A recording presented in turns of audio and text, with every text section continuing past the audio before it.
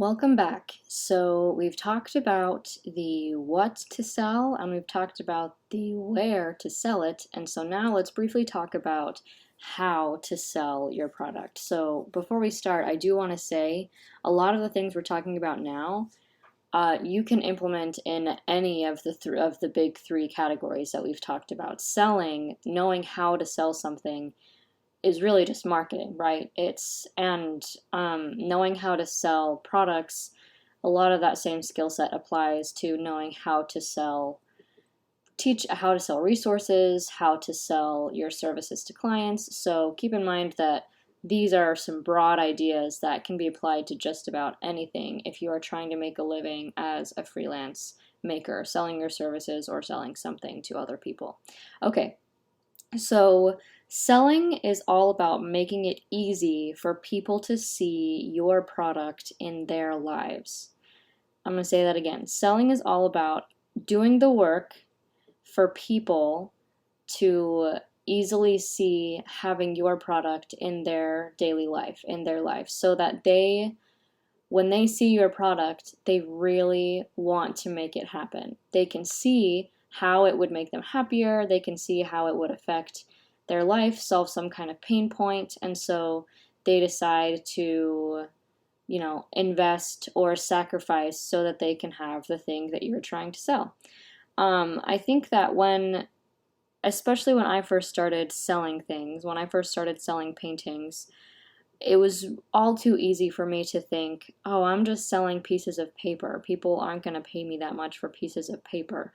But that's exactly the wrong mindset for you to have when you're trying to sell your handmade pieces of art as an artist.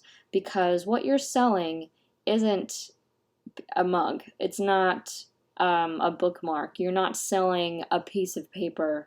You're selling happiness, you're selling individuality, you're selling personality. You're selling something that will help people feel more comfortable in their own skin. You're selling something that will help bring a little bit of joy into people's everyday lives when they look at the thing that they purchased from you. And so knowing that, it's important to tailor whatever kind of handmade thing to what you think you're trying to sell. So another part of selling handmade too is you're selling the idea that when this person purchases something from you, they're making you happy as well. They are helping a small business as opposed to, feeding more money to Walmart or feeding more money to Hobby Lobby or something like that. So I think that in order to really sell effectively, you have to get into the right mindset of what problem you're solving. And that goes for, like I mentioned, anything that you're selling, whether it's your services, whether you're selling tutorials as a teacher, you have to figure out what problem you're solving and how your product, what you're selling, is going to alleviate some kind of pain or some kind of hole or is going to make somebody feel a little more complete. Okay, so I'm not going to talk much more about the philosophy of selling, but I may do a class on that. But as I keep saying that, I may do a class on that, and that's partly because one of the reasons I really wanted to do this quick and dirty brainstorm is to gauge what kinds of things you as a student would want to learn more about, go more in depth. And so this is just a small side note, as you're listening to this and we go over something that you think you might want to learn more about, feel free to shoot me a message and it may make it into a class. So, okay. So specifically though, once you are in the right mindset, how do you sell them? Okay, well, the best way, really the only way to sell things regularly is to build a regular audience. I heard this once and I'm pretty sure it's true that you are more likely to make more money from return customers than you are from people who randomly come across your shop. So knowing that, if you know that return customers are most often going to be the people who purchase things from you, then you want to build an audience full of people who could potentially be return customers. And so that's why if you've ever listened to any marketing podcasts or anything any kind of business resource that talks about marketing, usually the term ideal customer comes up. And an ideal customer is basically, it's kind of like dream client. I think I've also heard of people use the term dream client before. And basically it just means you are having a specific kind of person in mind, or honestly, even more than that, a specific person in mind. So instead of trying to sell to everyone, which is just not feasible, you can't possibly make a product that is going to be that like every single person on the universe wants. That's just not possible, and it's not necessary. So if you narrow it down to a specific kind of person, or a specific person, like even as specific as a 30-year-old single woman who works in this kind of space, like thinking about what kind of demographic really is going to want or need your product, and then tailoring all of your writing about it, all of your content based on that demographic is going to be really key to being successful at selling things. Okay, so another key principle to that is, as opposed to making what you want to make, making what you think would be fun to make. I think I might have talked about this earlier, but I'm going to say it again. Instead of making what you want to make, you should think about what you would want to buy as a customer. So I talked about this with my classes, how sometimes I make classes that I think would be fun to make, but the classes that I make that do the best are the classes that I've made because I've struggled with a specific topic and I've mastered it, and so I wanted to teach other people how I mastered it. And with products, it's the same thing. Don't make a t-shirt because you think it would be fun to make a t-shirt. Make a t-shirt if that t-shirt is something that you've always wanted to have in your closet and you didn't have it, and so you just decided to make it. You want to fulfill some kind of need that people didn't realize that they needed, but maybe that they did realize that they needed, so that when they see your product, they go, oh my gosh, that's exactly what I've been looking for. Because that is what's going to sell people on your products more than, a bunch of random pretty things that they may or may not be able to see in their everyday life. And this list, specifically how to sell online, is pretty average. You might have seen it already, but you need to build an audience. One of the best ways, I know that social media is really popular, and you might be able to build an audience with social media, but I want to tell you that numbers on social media don't necessarily translate to conversions of sales. As an example, I recently launched a physical product in my shop. I recently launched watercolor kits. So I was going to curate watercolor kits of all of my favorite professional supplies, and I was going to put them in little sample palettes, enough paint for people to paint for a good couple months, and include tutorials and things like that, and ship out these physical watercolor kits. And if you follow me on Instagram, you know that I have a decent sized following. I have over 100,000 followers on Instagram. And so you would think that my watercolor kits would sell out instantly. But let me tell you a little secret. I had 0 sales when I first launched those watercolor kits. 0 sales! I got no sales. And so that goes to show that just because you have a lot of followers on social media doesn't mean all of your followers are interested in everything that you have to offer them. And 2, it goes to show that it's really important to figure out what your audience really engages with and what you're really passionate about. I wasn't really passionate about selling those products. I just thought it would make me some money, and some people had asked about it. And so I didn't spend a lot of time really putting into practice how to sell these really effectively. I didn't spend a ton of time writing the copy. I didn't spend a ton of time whatever. I just kind of launched it, and it didn't go well. So I'm not selling those anymore. Anyway, that's just kind of a random rambling story. But all is to say, instead of focusing on just getting followers, it's important to get the right kind of followers on your social media. And so that's why gearing all of your content toward your ideal customer is so important. It's also why it's important not to only rely on social media to get customers. One of the most effective ways to get customers is to grow an email list. And that's because if people are opting into an email list, it's not just like a casual follow on Instagram, right? To opt into an email list, you have to like type in your email and you have to actively want more of what people say or what people offer in your inbox. I don't know about you, but the real estate in my inbox is valuable. I don't let just anybody into my inbox. So if you can grow an email list and attract the kind of people who want more of you in their inbox, in their life, then chances are those people will want what you have to sell. So growing an email list is important. We're not going to talk about like in-depth specific ways to grow an email list in this class, but I would definitely think about starting one. Facebook groups are also a good way to build an audience, or just groups in general on different social media platforms.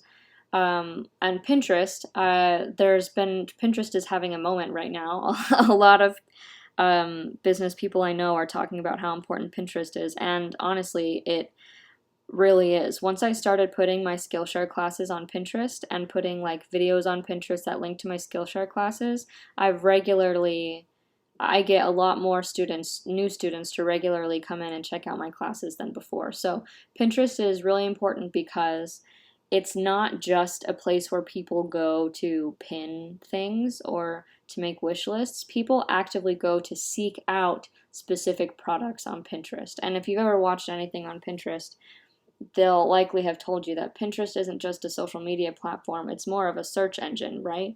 I go to Pinterest to look up beautiful landscape photography, or to look up lettering tutorials, or to look up things like that. I don't go to Pinterest, sometimes I go to Pinterest just to browse, but usually I go to browse for a very specific thing. And so knowing that about Pinterest, you can utilize it to your benefit and post content that will lead to your shop, that will lead to your products based on what you know or what you think people will browse for. So Pinterest is really important. And then you can always do ads on Facebook or Instagram or Pinterest or Google.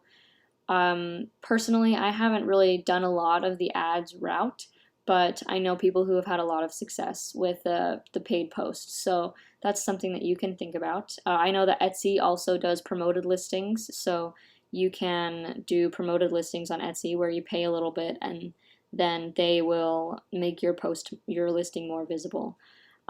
Something also that's important with selling your things online is learning more about search engine optimization, which basically just means using the right keywords that will pop up as people search for specific things. And there's a lot online about search engine optimization. So if that's something you're interested in learning about how to write copy so that it is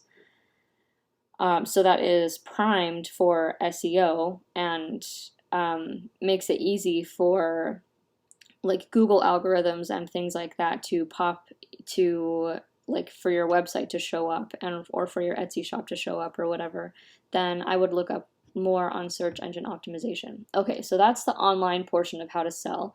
Locally, how to sell, honestly, the answer's pretty easy, and we've talked about it a lot. It's to get involved. You want to sign up for all the newsletters in your local community so that maybe you might be able to get your products in them. You want to go to shop launches. You want to support other small businesses in your community so that they can support you. And if you want to sell something in a local shop, we talked about this in the last video, in the where video, just ask. It's honestly, I have found that there are often very vibrant small business communities wherever you are. But like, if you're in a very small town, then you might have to drive, a few minutes to a bigger town over to find that community. But just in general, I think people who also sell things are very amenable to helping other people who sell things, in order to make their livelihood off of that. So, make friends with other makers in your community. Grab coffee with someone if you know that they live in your town.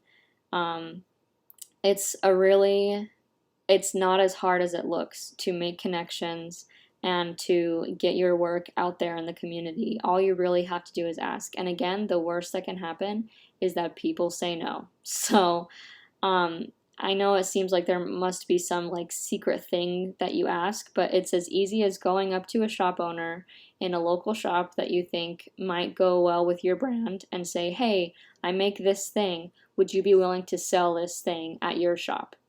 And they might say yes, they might say no, but you'll never know until you ask. So, now let's talk about how you know if selling products is right for you. So here's a list generally. Selling products is right for me if I enjoy marketing myself, because if you are a small business owner and you're selling products, then that means you have to be really comfortable telling people why your product is something that they should buy. It's also right for you if you enjoy making products and sourcing them, I'm going to say also. If you enjoy researching different vendors and different places to source the highest quality products, then I think selling things might be right for you.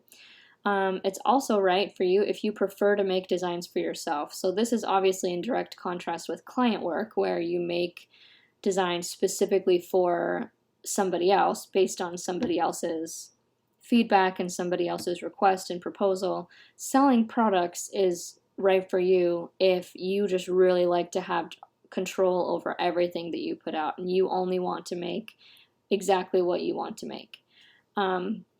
It's also right for you if you have really keen sense of an audience, of your audience and what they want, so that you know what to make that they will purchase.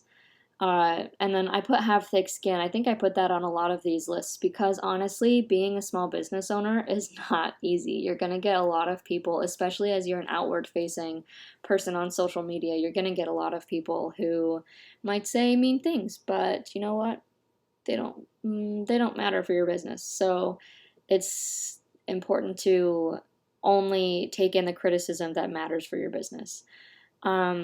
Selling products may also be right for you if you enjoy customer service. So you really like shipping things fast. You really like going above and beyond to make your customer feel loved, to make them feel like they made the right choice in purchasing things from you. You really love shipping things like that. And I think selling products is also right for you if you love experimenting with new ideas and new designs and are not afraid to come up with designs or products that flop and it's and have enough flexibility to bounce back and figure out what went wrong and then find something new. That's a skill that will help no matter what if you're an entrepreneur, honestly, but especially for selling products, because I know from experience you can put hours and hours into something and have nobody buy it and it sucks.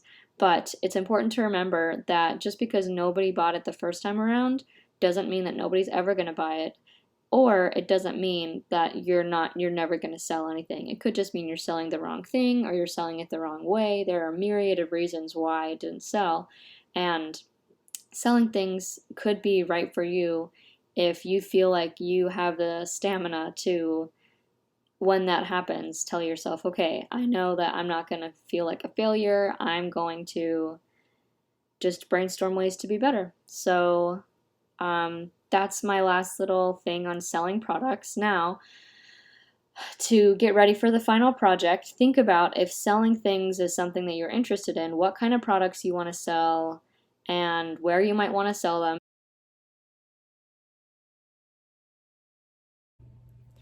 Hi, thank you so much for joining me in this video of my Ways to Make Money as a Freelance Artist series. I had such a fun time making this for you, and I can't wait to make you even more content. So if you like what you see, or if you liked any of my, I have some watercolor tutorials as well, make sure to hit that subscribe button because that's the best way to support YouTubers that you want to continue making content for you. And if you want to view any of the other videos in this Ways to Make Money series, make sure to check the description below this video. It has a full course schedule that details when the rest of the classes will be released, and if they've already been released, then it will have links to those classes as well. So thank you again for joining me, and can't wait to see you next time.